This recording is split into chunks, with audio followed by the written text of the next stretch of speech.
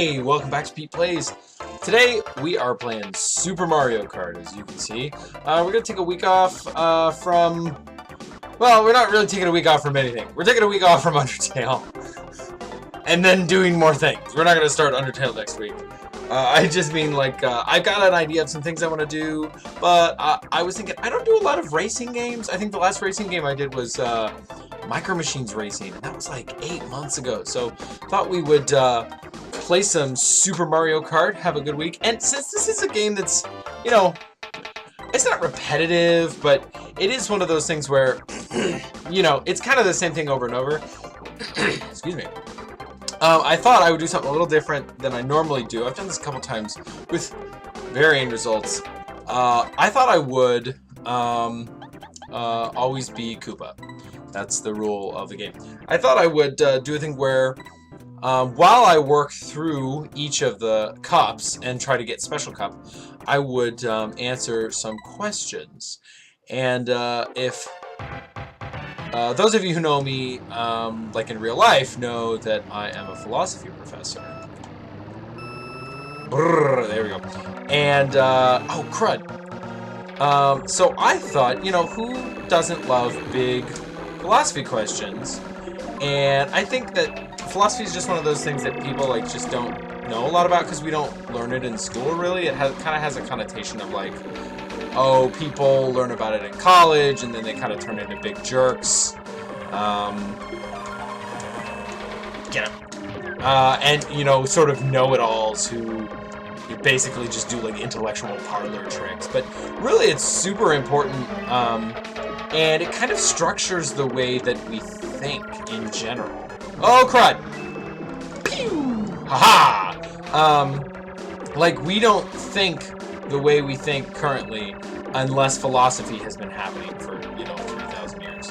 And I'm really interested in finding out some of the intersections between why we think the things that we think and like what gives those... Get it! Oh! What gives those, like, force? What gives those... what makes that a good reason to do stuff? Like, why do we think that's something we should do? First place, because I'm awesome! So, I've got a list of, like, the biggest philosophy questions that I just Googled. I just Googled, like, hey, what are the top 10 philosophy questions? So I'm going to go through them and give you my answers, right? Because I don't... These are all questions that I don't think it's possible to give one definitive answer that is self-evidently true. That is just true on the face of it, and it could not possibly be refuted. So I'm going to give you my answers as someone who studies a very specific brand of philosophy. I do mainly 20th century French political philosophy. I'm also particularly influenced by Heideggerian metaphysics. That may not mean anything to you, and if it doesn't, that's totally fine. Let's shoot this backwards. I got no one! Oh, how is that possible? So the first question... is what is the meaning of life? And I hate this question. I think it's just sort of like vague to the point of being completely unhelpful. Because even if... Oh, I hit my own thing-a-dude! Even if you have, like a specific ethical or religious or political system that allows you to answer that question, it could even be particular to any one subject within those systems. So it's not like there's like one answer to the meaning of life unless you're Douglas Adams. Luigi, you big fat cheater. You big fat cheater! No, I'm out of coins! I need a Quan.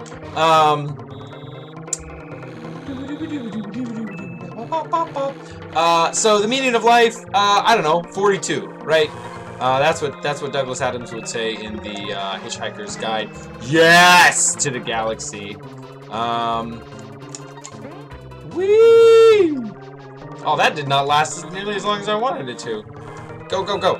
But I would say, sort of given my ethical, like, given sort of my values and commitments, I would say that the meaning of life is possibility. To expand possibility, and to try to make more things possible for more subjects. And by subjects, I mean people, usually. Oh man, I really shot ahead with that. Nice. That's what I think. Who am I? That's question number 2. Oh boy, what a great question. So there are some ways that people answer this question.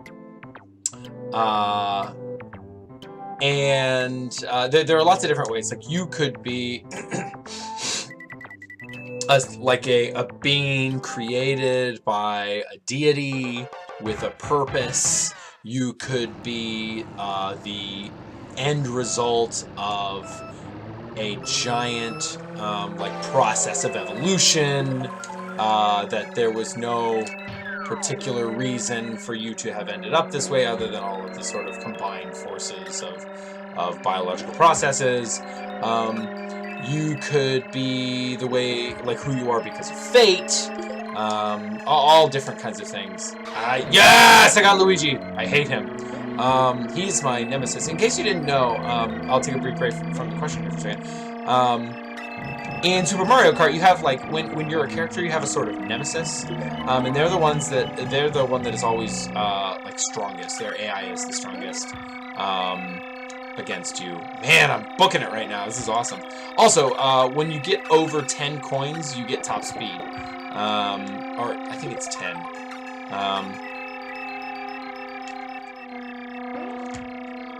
That's just gonna hit the bumper. So anyway, who am I? Crud. The way that somebody with my philosophical commitments might answer this question is that I am a subject, right? That's a sort of fancy word for a Foucauldian. I am a subject that is constituted by, by forces that basically, I'm just like a concentration of powers and knowledge. Like, things that are possible to be all collect at one point known as me.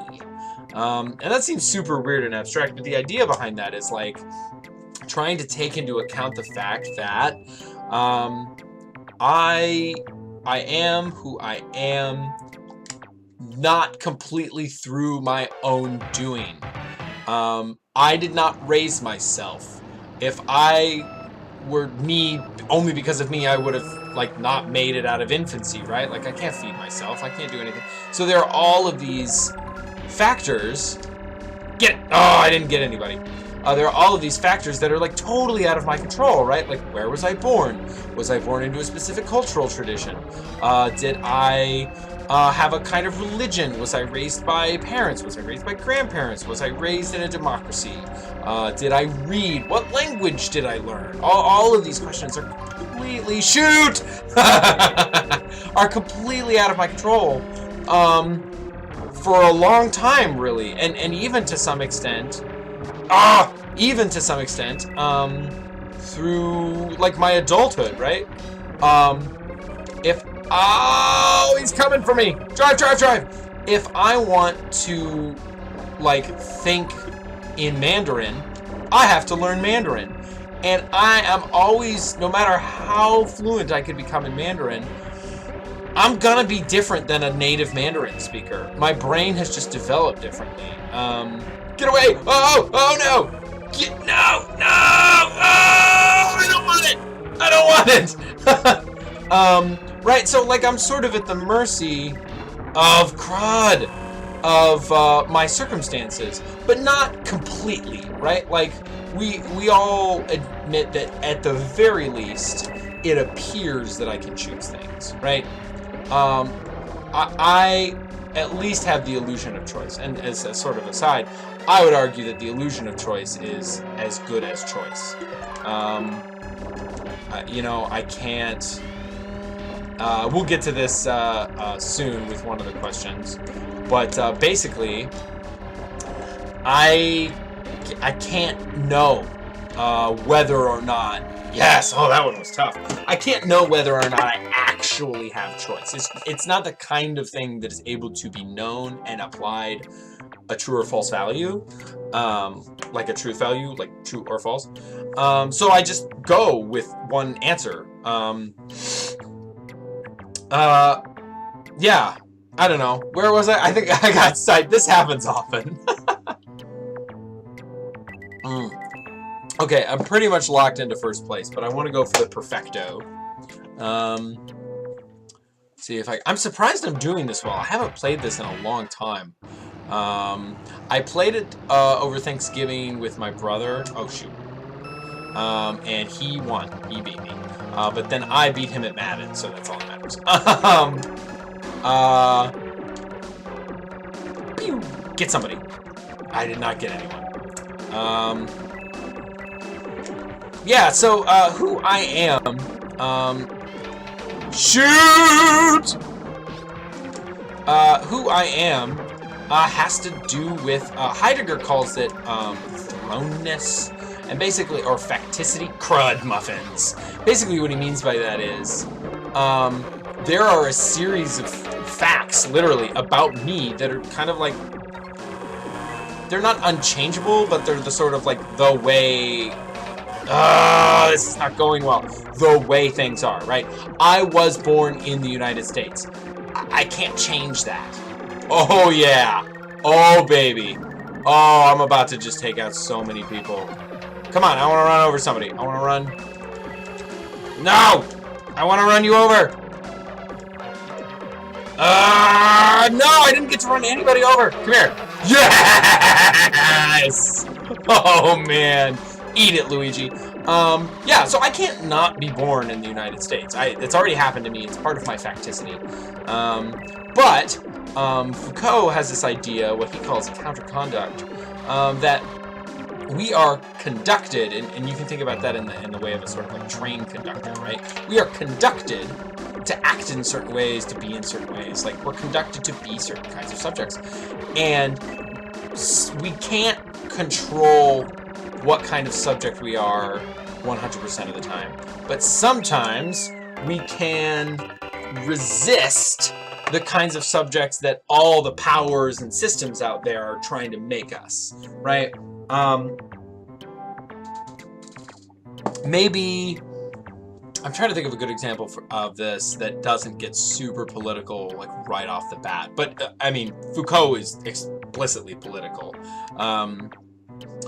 But we might say something like, okay, I am a white middle-aged. Am I middle-aged? Is 30 middle-aged? I have no idea. I am a white 30-year-old male in America, and that means that people are trying to sell me certain things, literally and figuratively, right? Like, I don't understand what kind of weird little bottle thing he's doing there, but Felicidades! Koopa wins the gold.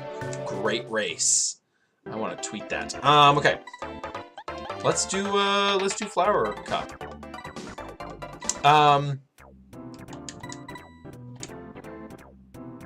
Flower. There we go.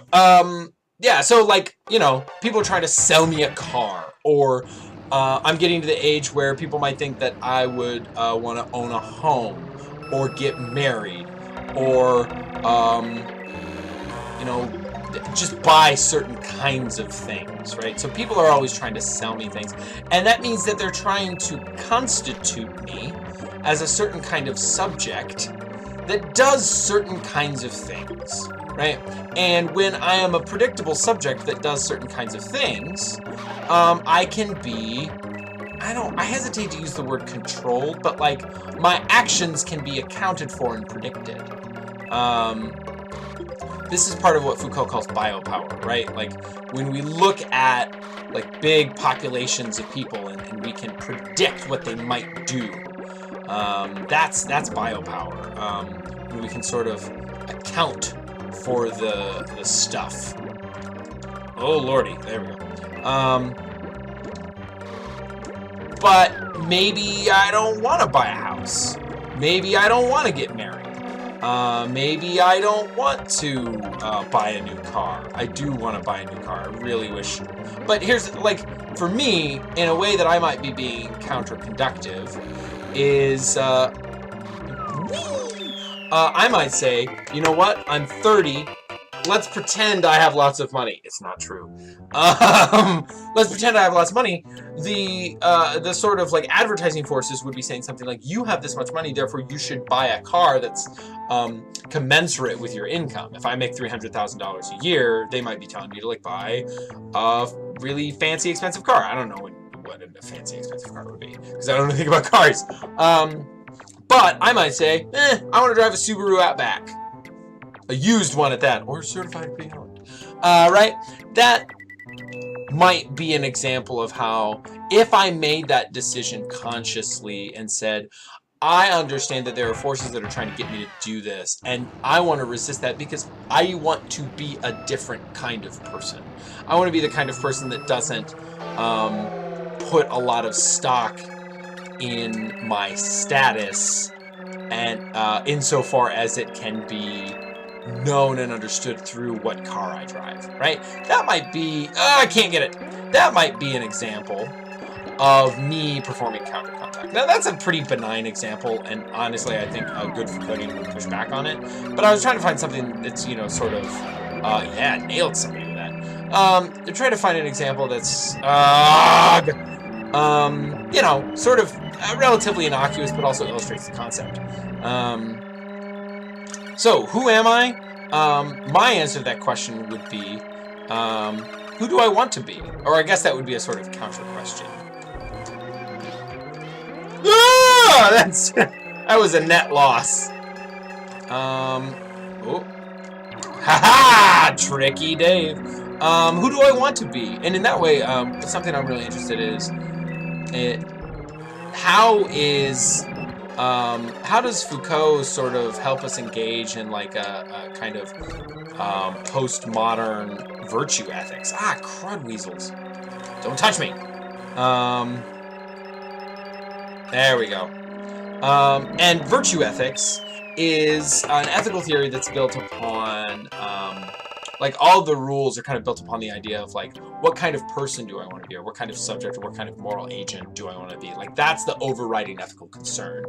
If I want to be the right kind of person, I will do X, Y, Z. And in order to do X, Y, Z, that is good things, I must be the right kind of person.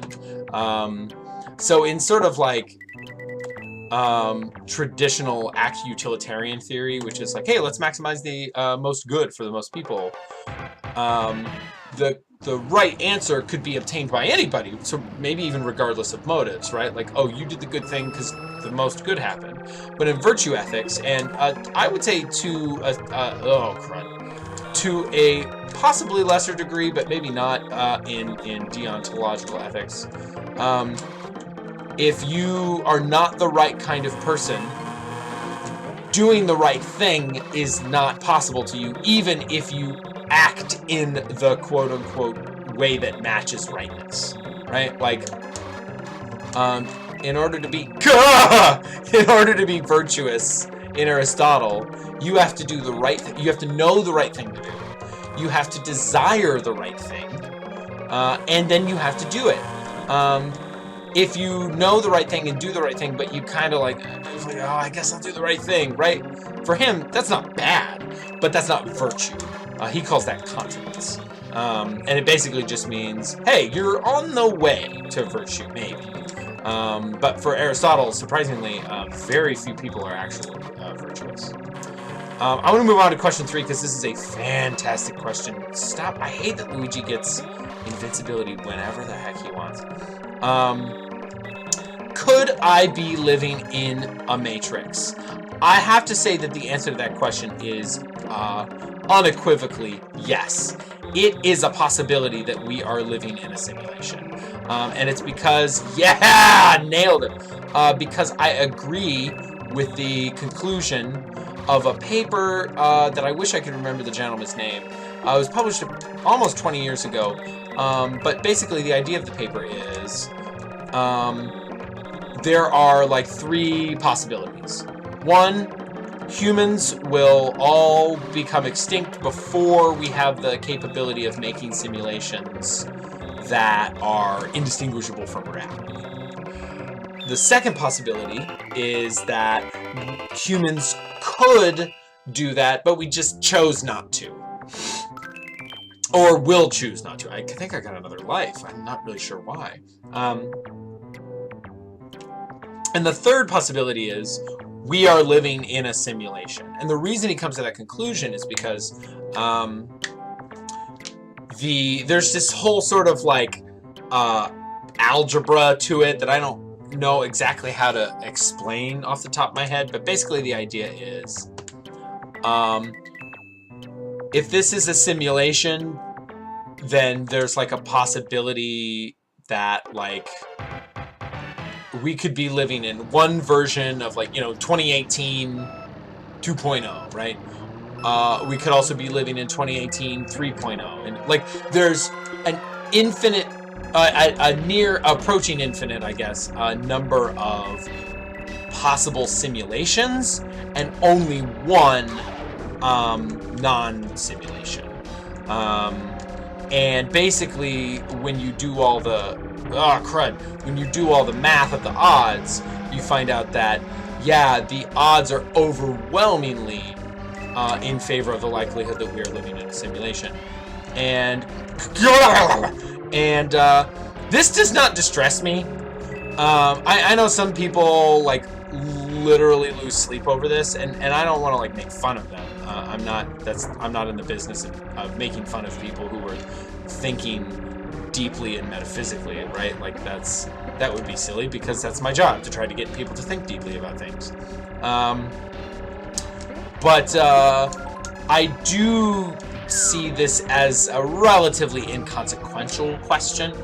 If we are living in a simulation, then I don't know, it kind of doesn't matter that much, does it? Right? Like, the only way it might matter is if someone breaks the simulation and then there's some sort of like reality outside the simulation, a la the Matrix, right? Like, everybody's interested in that. Like, what if we're in a simulation and it's the Matrix, and then we go outside it and we're really just batteries, right? Like, you know, sucks for us, right? Like, I don't know, you know, if I never, it is true that in the world of the crud Matrix, most people in the Matrix are just fine. They don't care. Oh goodness, I nearly got squished. Oh, Luigi's back.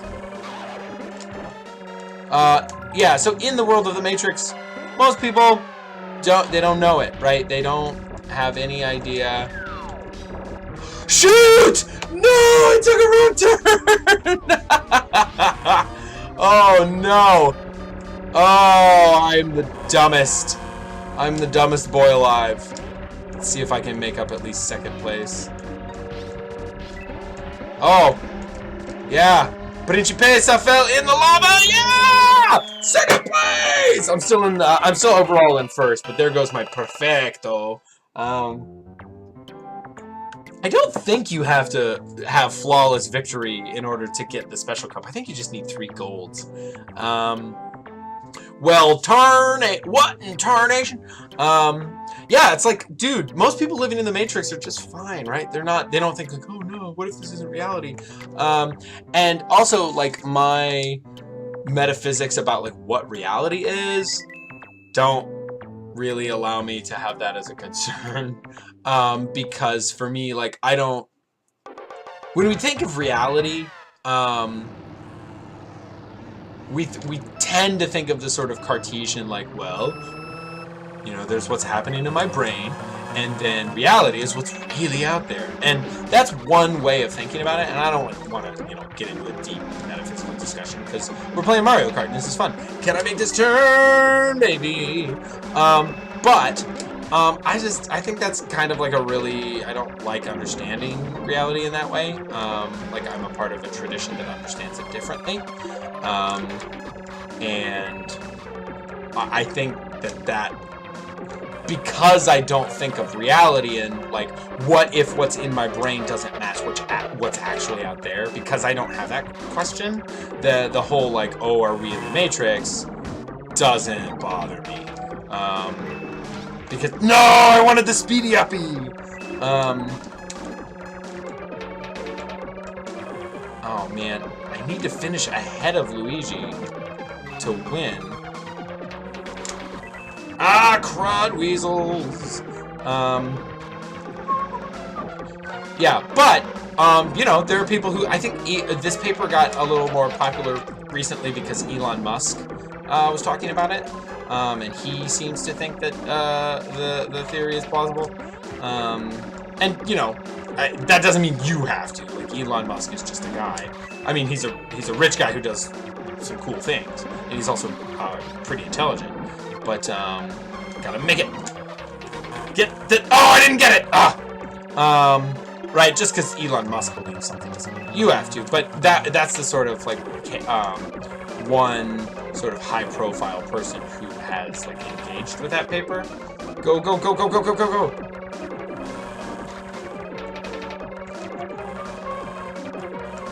I might get it. I might get it. Come on! Come on! No! He passed me! Oh, in the last second! Ah! Oh, life is terrible. I think that means we tie. But I beat him more times. Wait. Can I not add? Maybe I can't add. 33, 20. Oh, I got 6. Yeah, I can't add. I win because I win even though I can't add. That's my favorite. Oh, lordy. Anyway, am I living in the Matrix? It's entirely possible, but I'm not sure it matters that much. That's my answer to that question. Yeah, ooh, this has been fun. I think I'm going to call it quits for this episode of Pete Plays, but next time we're going to try to get the gold on the Star Cup, and then get the Special Cup, which is where we get Rainbow Road, which should be super fun. And then, I don't know what I'm going to do after that. I honestly thought this would take a little longer, but I'm too good. Yeah, that's going to do it for this episode of Pete Plays. Hope you guys had fun. If you have your own questions that you'd like to see me talk about, or you thought this was completely stupid and want me to stop, I don't know. Leave comments below or tweet me at PetePlaysNes. We'll see you next time. Bye.